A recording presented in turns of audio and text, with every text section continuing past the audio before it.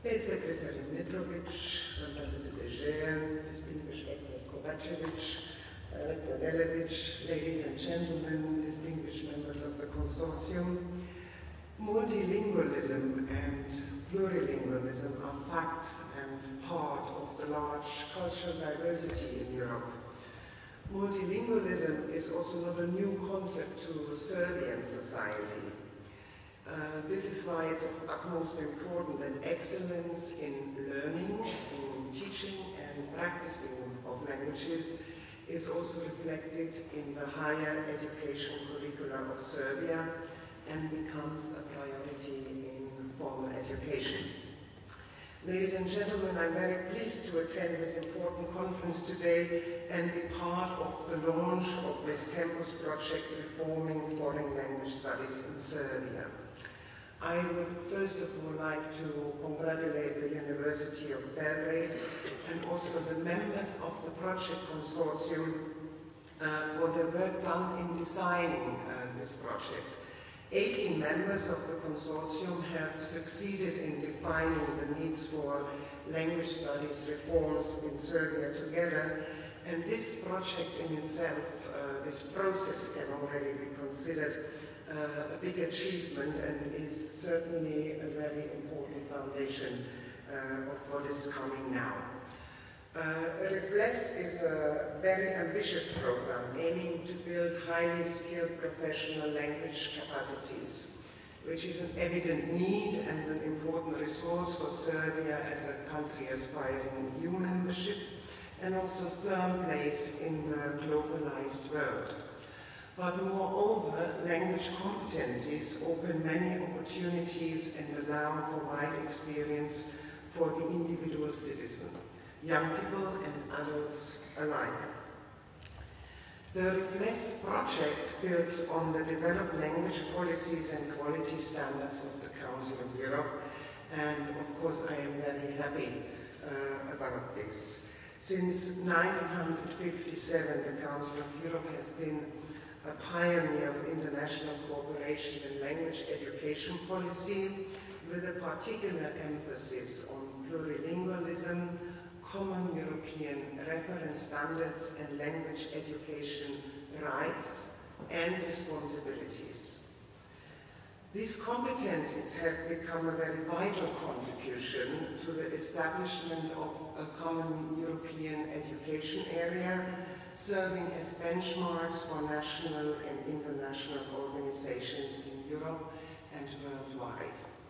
In 2001, the permanent cooperation between the Council of Europe and the European Union in language education policies was celebrated and strengthened within the European Year of Languages, which was a very successful event involving millions of people across 45 countries in activities to actually celebrate linguistic diversity and the many benefits of being able to speak in one or many other languages.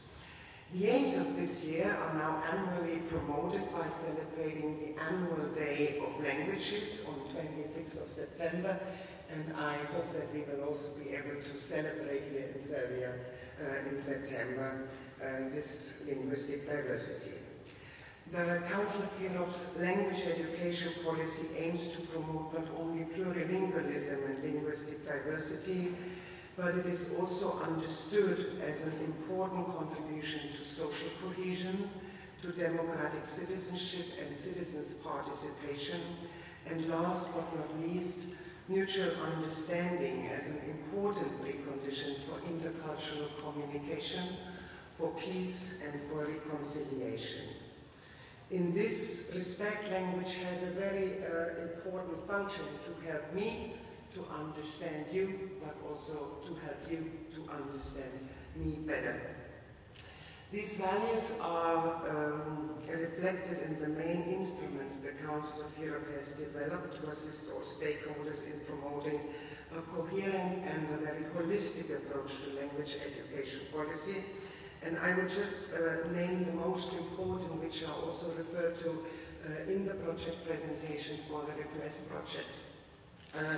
Most prominently, I would like to refer to the Common European Framework of References for Languages, the European Language Portfolio, which is mainly a tool for learners, the European Charter for Regional and Minority Languages, which Serbia ratified as early as in 2004, and last but not least, the European Center for Modern Languages in Graz, which is represented here by its executive director, Mr. Martinuk.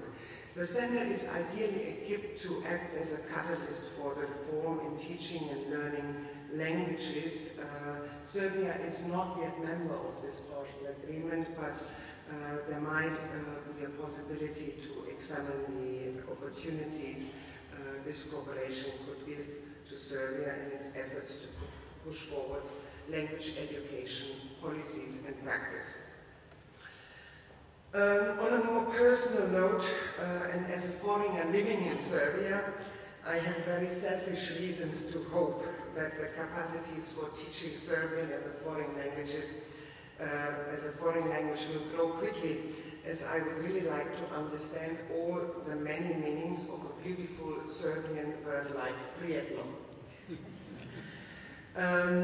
I'm very confident that the reform of the foreign language studies in Serbia will go into depth and not content itself with staying on the surface.